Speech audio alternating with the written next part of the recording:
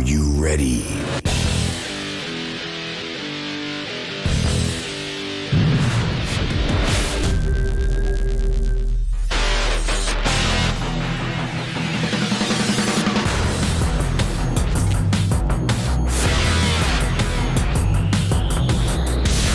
Welcome, ladies and gentlemen, to the Pro Wrestling Report, a special edition here on a Wednesday. Damian Nelson sitting alongside David Hero, and it is an all-new summer series here on PWR where we take a look at the quote-unquote greatest ever.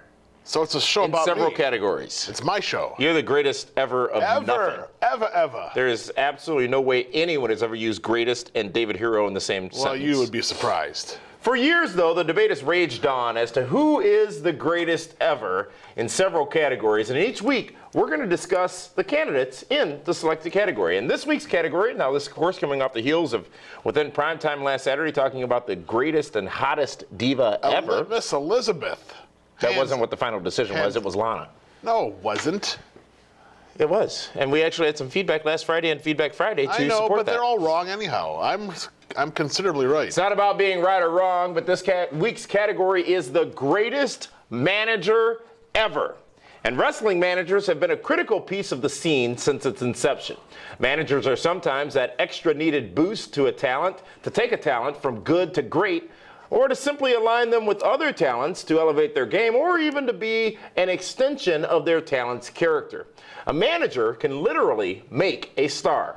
There's a long list of managers that qualify for the greatest ever, such as J.J. Dillon, Jimmy Hart, Captain Lou Albano, Gary Hart, Miss Elizabeth, Sensational Sherry, Freddie Blassie, and of course, the late and great Paul Bearer.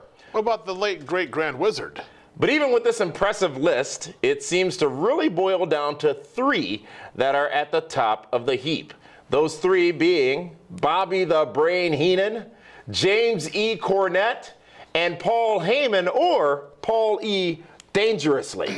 So let's count down to the greatest ever by the process of elimination. And David, you heard the three top names, if you will, Cornette, Heenan, and Heyman.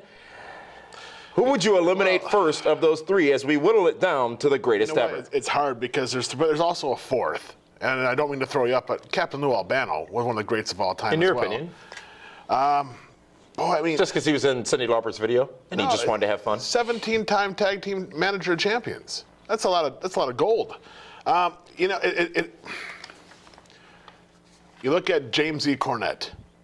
Brilliant wrestling mind. Yes. Midnight Express. Yes. The new Midnight Express. Yes. And then of course Yokozuna and Owen Hart. Vader.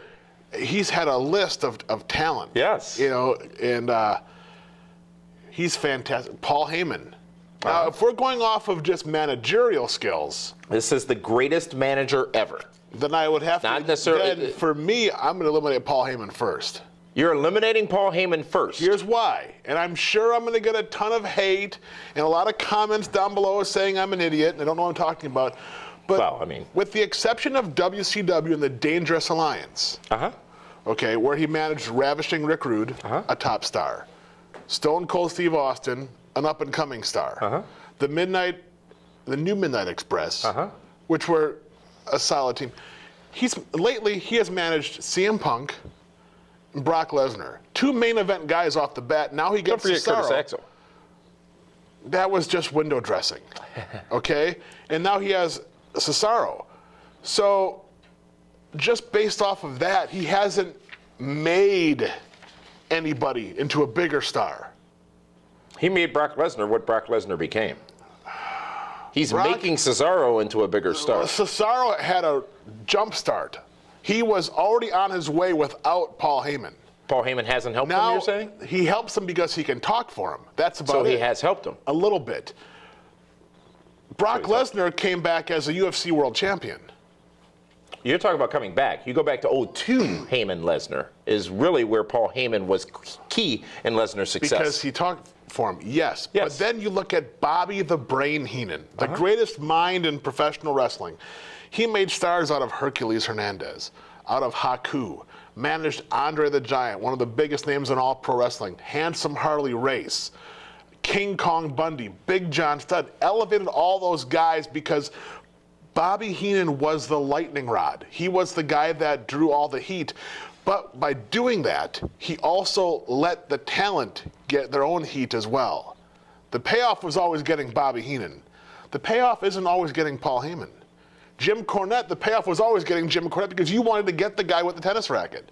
So for me, my number one would be Bobby Heenan. Number one is, we're not even there yet. Well, we're getting from 3 to 1. You count down, not up. For me, I eliminate Paul Heyman first. You eliminate Paul Heyman first. So you're saying both Jim Cornette and Bobby the Brain Heenan are better managers than Paul Heyman the ever overall was. Big picture. But you're big picturing it only based on the talents they were associated with. And the ability to talk. And now, Paul Heyman is a fantastic talker. Without a doubt, probably one of the top 5 of all time. Okay? I'll give you that. But as far as managing talent, lately... But part of that is talking. Lately is to make them better. You already had CM Punk, who at the time was the WWE World Champion. And then you got Brock Lesnar, who is the former UFC World Champion, one of the biggest names in UFC. So he didn't build anybody. Look at who Bobby Heenan built. But he did. He built Brock Lesnar. If Brock Lesnar had just come in as the monster, the beast that he was in 2002, without Paul Heyman as his advocate, he would not have been so well accepted and received to win the WWE Championship from The Rock at SummerSlam of that same year. I'll give you a half of Brock Lesnar. And did he or did he not make CM Punk that much better by their association? Not at all. He was not pivotal in CM Punk's heel turn. You're saying he was not? No, not at all. CM Punk could have turned heel without Paul Heyman. And he did. He did not. That was the icing on the cake. That was the he's a bad guy now moment when he drove up next to him in the Allstate Arena. When he gave the go to sleep to The Rock in St. Louis. Which was a week prior. So you needed that. 2 weeks. You needed that exclamation point. Damien, listen, I know you're a Paul Heyman guy, and that is fantastic. I haven't aligned myself with no one. I'm simply asking questions. I'm counterpointing. But Heenan and Cornette.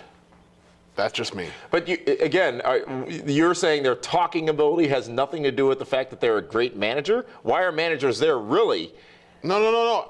Because the only real managers were ever J.J. Dillon and Paul Ellering. They're the only ones that actually ever really managed. You're not hearing anything that I'm saying. I'm hearing you. You're say that talking doesn't matter and you're basing it on their managerial skills. Because it's part of it. It's not. There's a bigger picture to it. When Bobby Heenan had the Heenan family, and then there was Camp Cornette. Which is just about as good as Nelson family. It's far better.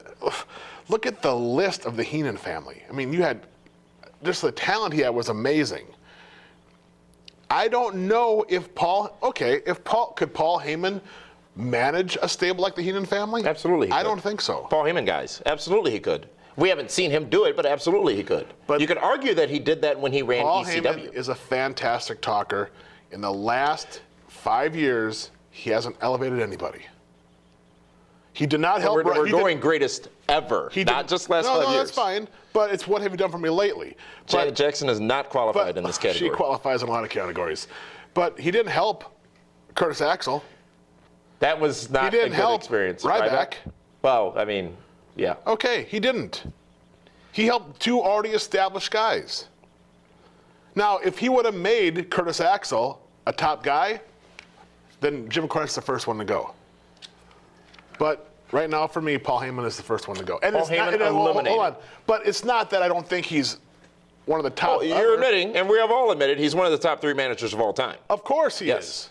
But just on that criteria, he has to go first. Okay, Heyman out. You say Heyman out. I will take you up on that. But let's analyze it this way.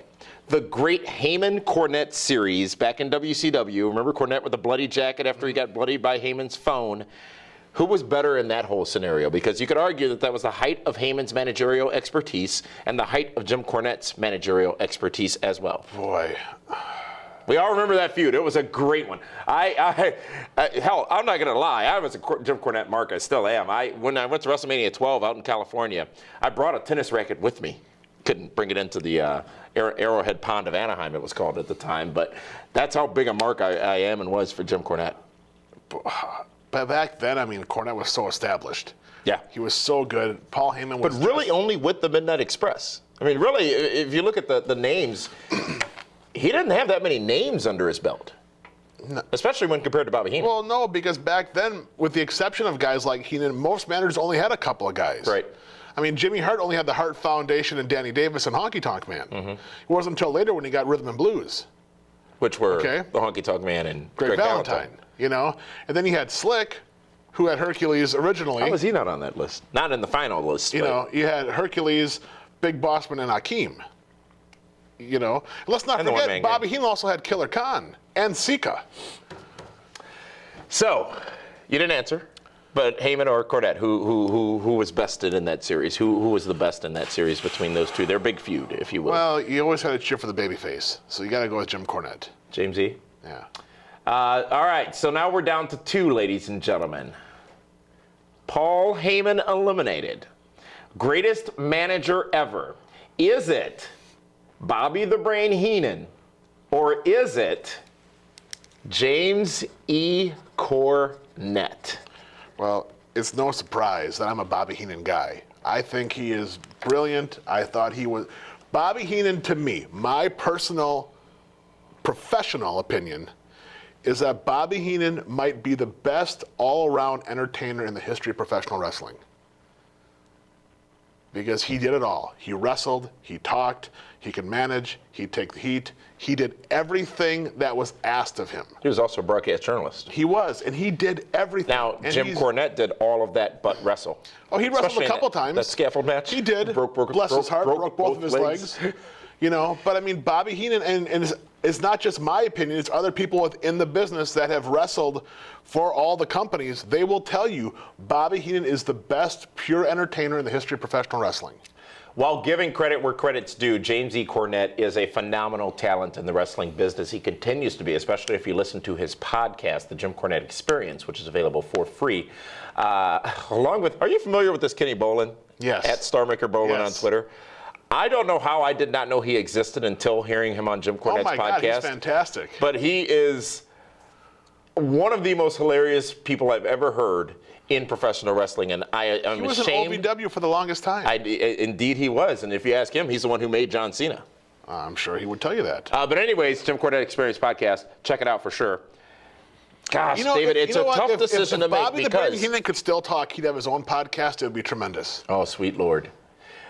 We have to go with, and again, Jim Cornette deserves all the credit in the world, but the man who's in the PWR Hall of Fame and who we had the distinct pleasure of presenting with the Lifetime Achievement Award back in 2009, I believe it was, Bobby the Brain Heenan is, I agree with you, David, the greatest all-around entertainer in the history of professional wrestling. He did it all. He was funny, and witty. Not only did he do it all, but he was exemplary in every aspect of the business that he participated in. You know what? Go back and watch some of the old primetime wrestling. Watch his Hall of Fame induction speech. Just his delivery, his comedic value. Do you Even know in WCW? He was fantastic. On the Bobby Heenan DVD, remember that? He asked the guy in the audience, when did you get married? He said 20 years ago. He said, just like this. Do you realize if you'd have killed her that night, you'd be out by now? He's just that quick-witted. He is. He's a fantastic individual. I wish he could still tell those stories today. We definitely want to hear your feedback, ladies and gentlemen, as to who you think is the greatest wrestling manager of all time. A lot of discussion on the greatest or hottest diva of all time. But listen, before everyone goes on there and says Paul Heyman, Paul Heyman, Paul Heyman, be educated.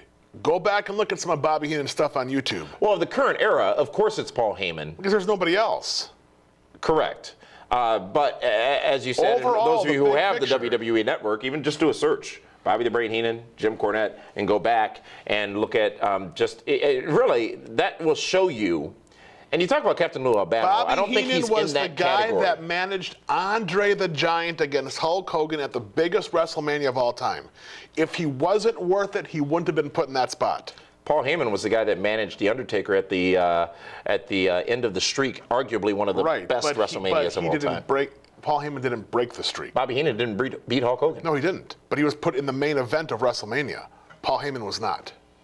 You don't think that the Brock Lesnar versus Undertaker match was deemed as one of the main events of WrestleMania? It was a semi-main event. In a day where there are semi-main events of WrestleMania, as there were not in 1987.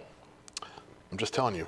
No, you're not. Bobby the Brain Heenan. You're not answering the question. Of all. I don't disagree with you, but I do understand where people would make the comparison. What I think is interesting is that it came down to between Jim Cornette and Bobby Heenan, not Paul Heyman and Bobby Heenan. I have different criteria than everybody else does. I'm a thinkings man. You're a thinkings man? Yeah. That's fantastic. I'd like to thank you for the pending sponsorship by Rosetta Stone of this show. That's a word. For that one, we're at PWR Show on Twitter. And again, as David said earlier, this online version special summer series, Greatest Ever, will be coming at you with yet another category next week. Keep those comments coming down below, and perhaps your comment will be featured on #FeedbackFriday. Oh my God, I can only imagine how that's going to be. Comes to you again Friday night right here at PWRshow.com, and tonight, blogtalkradio.com/PWR. It's PWR Live, where you can call in and share your thoughts and comments on the live PWR radio show. I don't like how Meathead calls it Hump Day Heroes.